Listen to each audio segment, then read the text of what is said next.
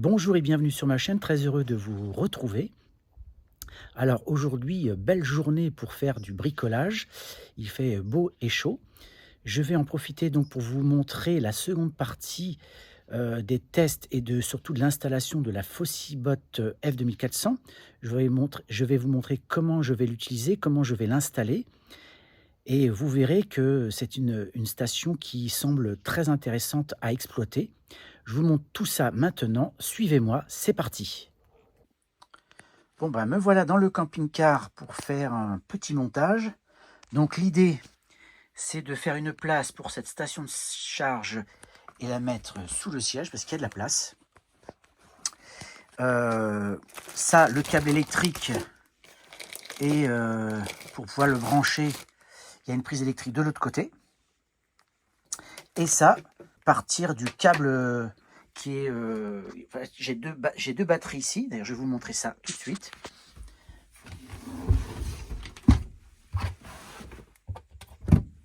Voilà, j'ai deux batteries. Et en fait l'idée c'est d'enlever cette batterie-là, récupérer les deux câbles et faire une prolongation en fait pour aller jusque la station de charge. Donc je vais avoir un petit peu de démontage à faire et on va voir ce que ça va donner. Donc voici l'emplacement pour ma station de charge. Je vais tâcher de faire passer donc un fil par derrière et ici tout le long. Et en fait là derrière j'ai une prise 220. Donc là ça va vraiment être un test parce que je ne sais pas du tout si ça va fonctionner. C'est-à-dire que je vais brancher directement du 220 sur une prise 220. Dans une habitation, normalement, quand vous branchez comme ça une station de charge directement sur votre réseau, eh ben, la maison va ponctionner l'énergie la plus proche, donc la station de charge, quand elle est connectée en plus à des panneaux solaires. Donc c'est un test et on va voir si ça va fonctionner. J'ai donc acheté un câble électrique où au bout des côtés il n'y a rien du tout. L'autre il est déjà monté. Et j'ai acheté ça pour faire en fait une rallonge mal-mal. C'est ça l'astuce en fait pour faire mon branchement. Donc là j'ai fait ma prise, elle est là. Je viens d'allumer la centrale.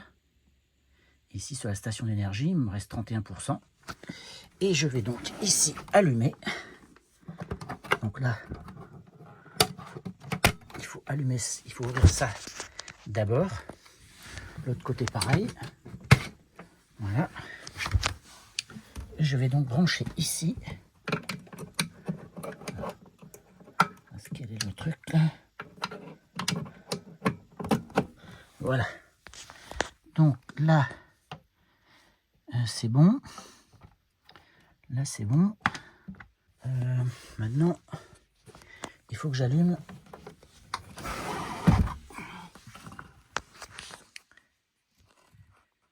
Alors, où est-ce qu'on allume tout ça?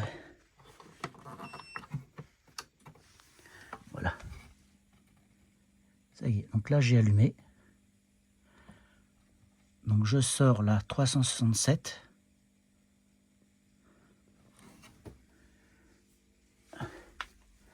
Et regardez, qu'est-ce qui est allumé?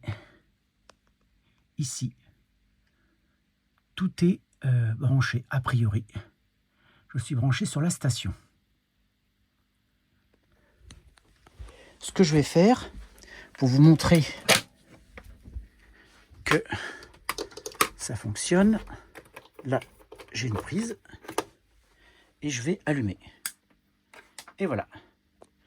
Je suis bien branché sur le 220, enfin mon camping-car est branché sur le 220 grâce à la station.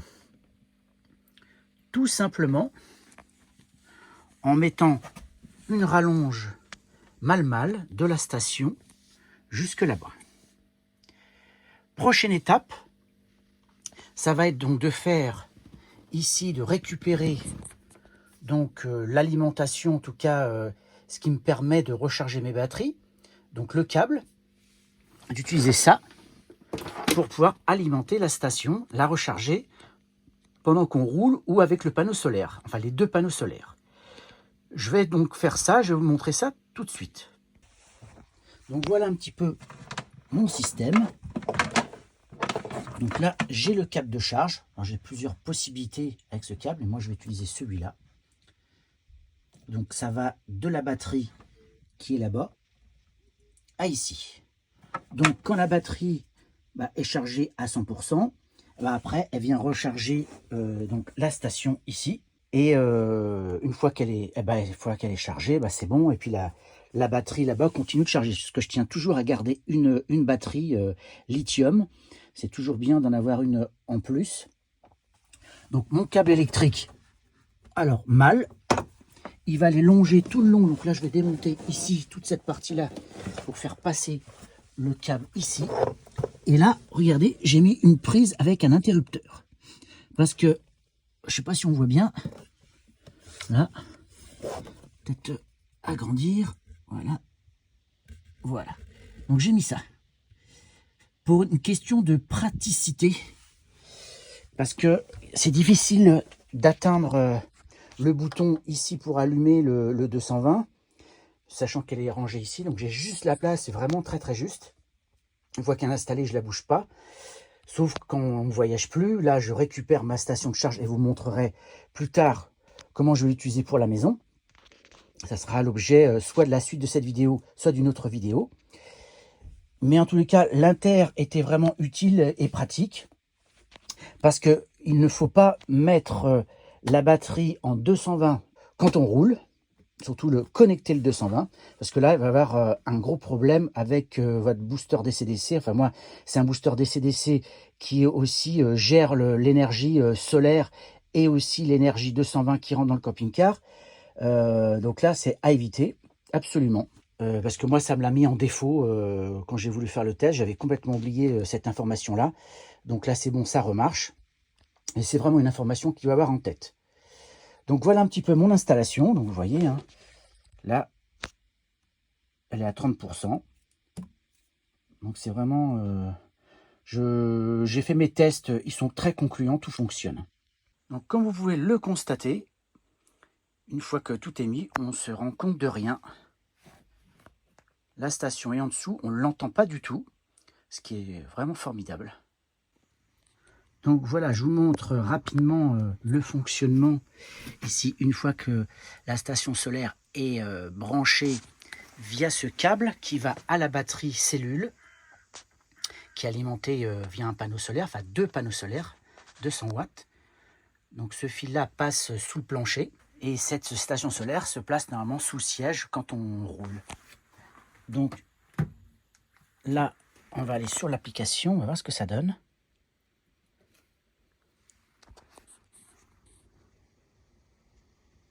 Donc là, ça n'a pas bougé par rapport à tout à l'heure. On est toujours à 99%.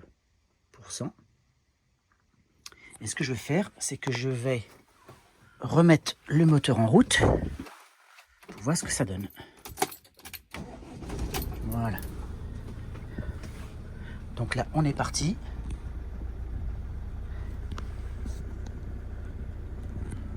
Pas de différence a priori. Là, on charge toujours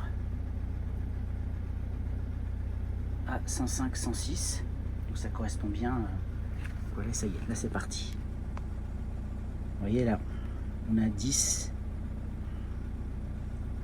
Donc ça charge la batterie et ça charge la station quand le moteur fonctionne. Donc de ce point de vue-là, je suis extrêmement satisfait de cette installation. Et comme je vous l'ai dit, j'ai un câble 220 mal qui passe donc de là tout le long et qui va ici. Et j'ai un bouton pour l'allumer. Donc une petite installation géniale de mon point de vue. Dites-moi en commentaire ce que vous en pensez.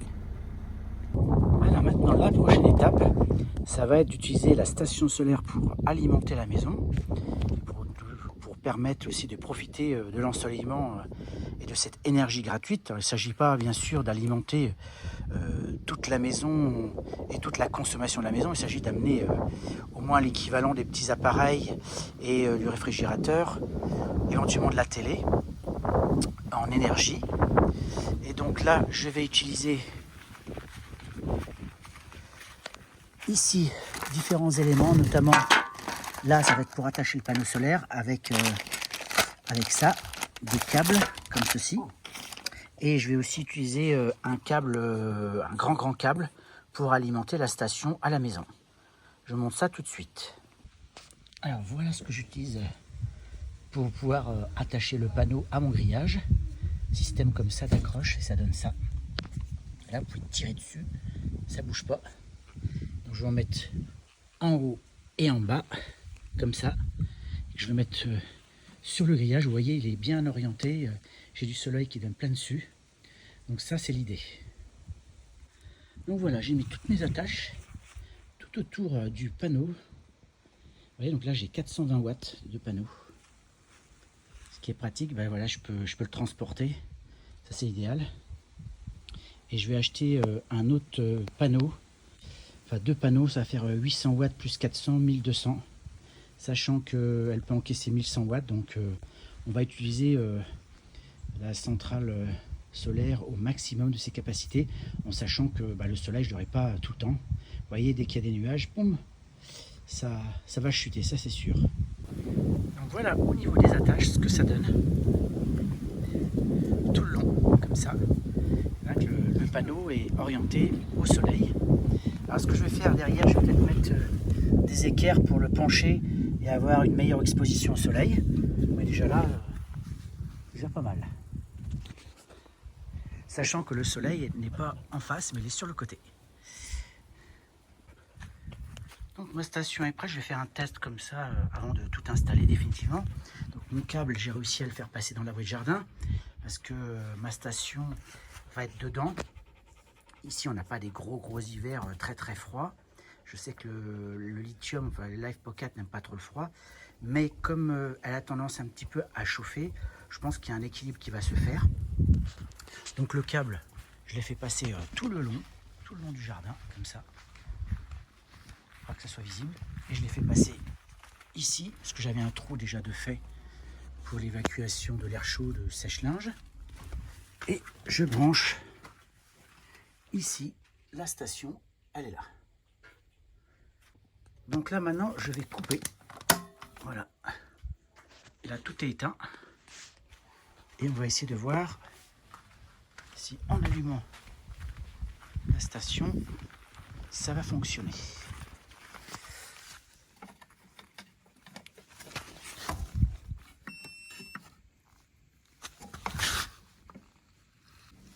Elle est allumée.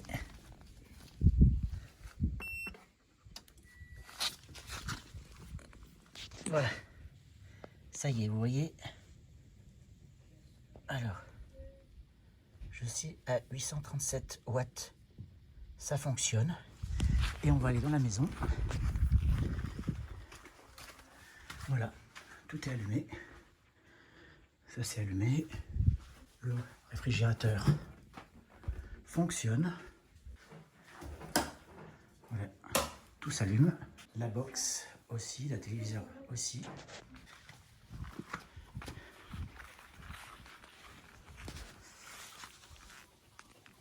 Donc voilà, là je suis à 1092 watts pour l'instant.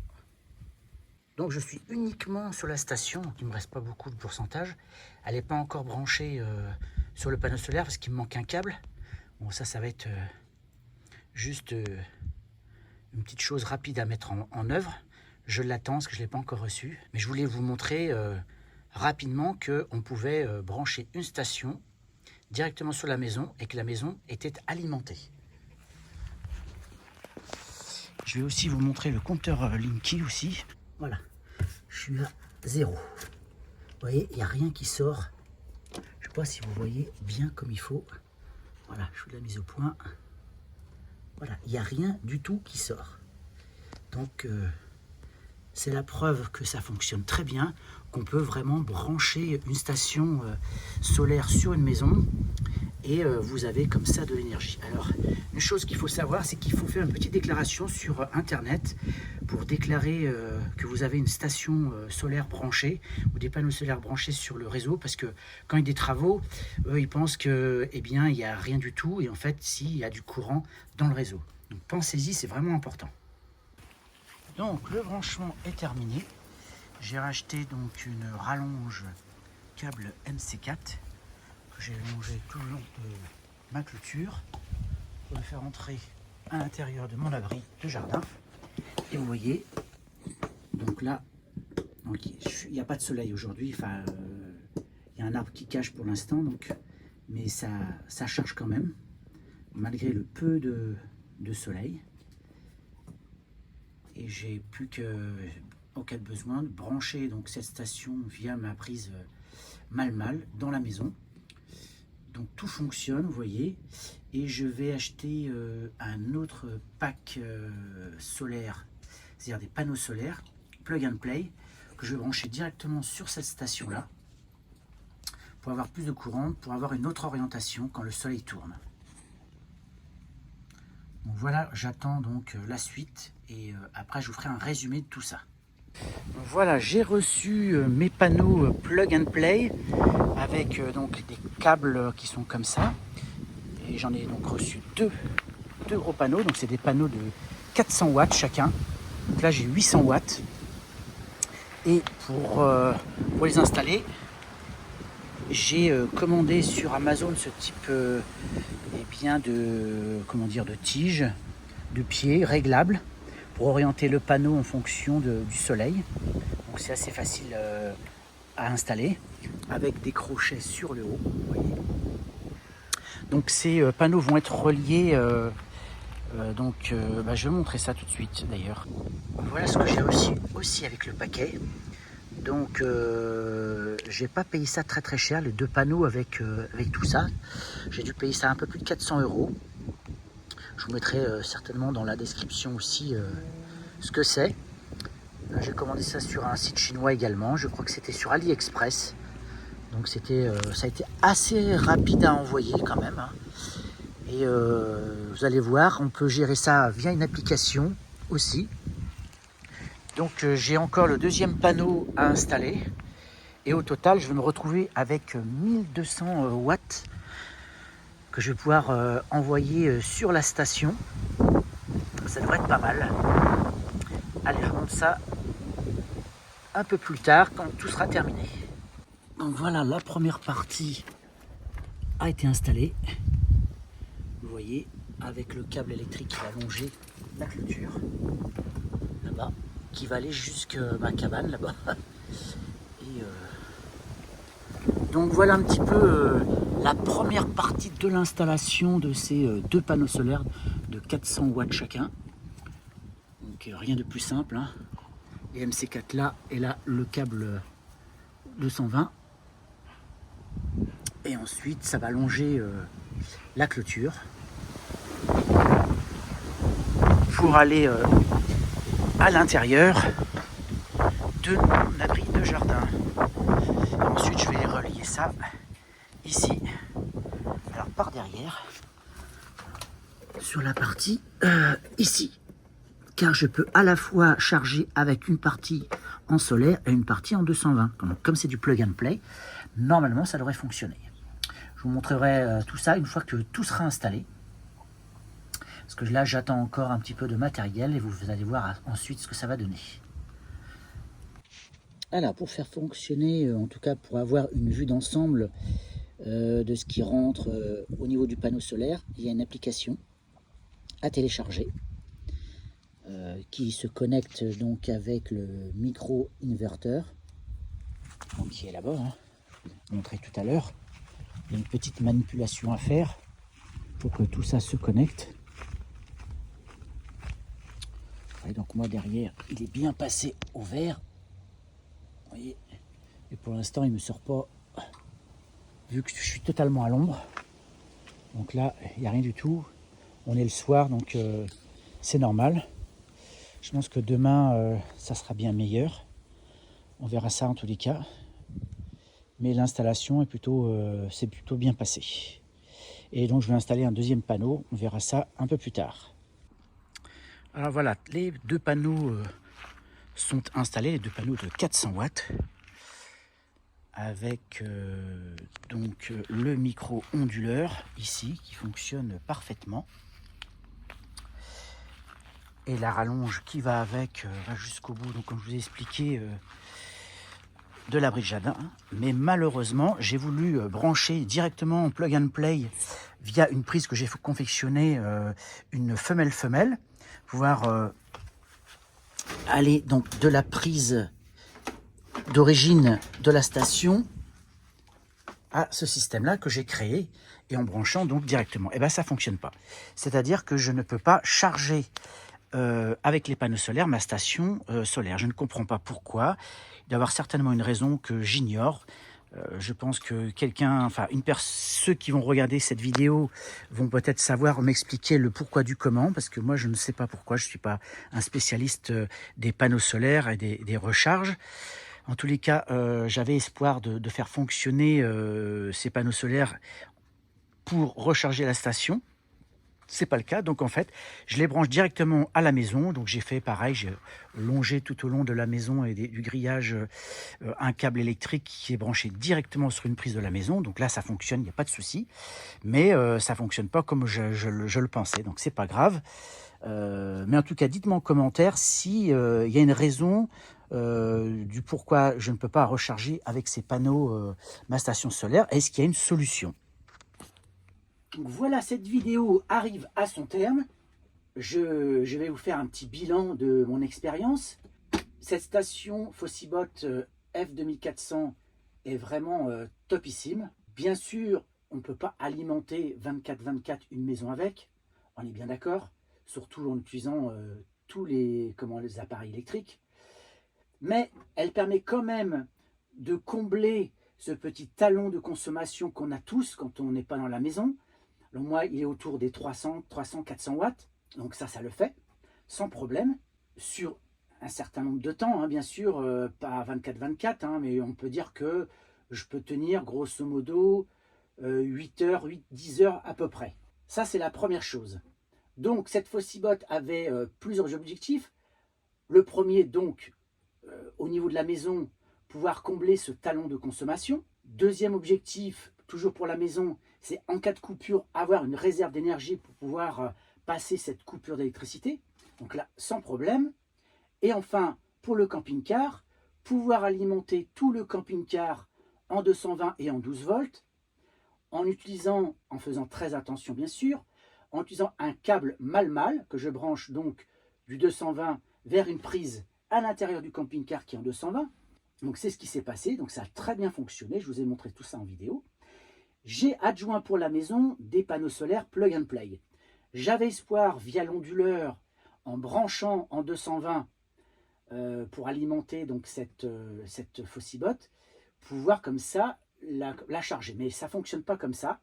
Malheureusement, il y a une sécurité, je ne sais pas pourquoi. Il va y avoir une raison. Dites-moi en commentaire le pourquoi du comment. Parce que moi, je ne suis pas non plus un spécialiste en électricité. Je ne suis pas un électricien, bien évidemment. J'ai pioché un petit peu les idées à droite à gauche. Donc, dites-moi pourquoi ça ne fonctionne pas. Donc, ce que j'ai fait, j'ai les panneaux plug and play de 800 watts. Je les ai branchés directement à la maison. Celle-ci est branchée à la maison, bien sûr, disjoncteur éteint de la maison. Et ce qui me permet comme ça, donc, de pouvoir alimenter la maison sur le talon de consommation.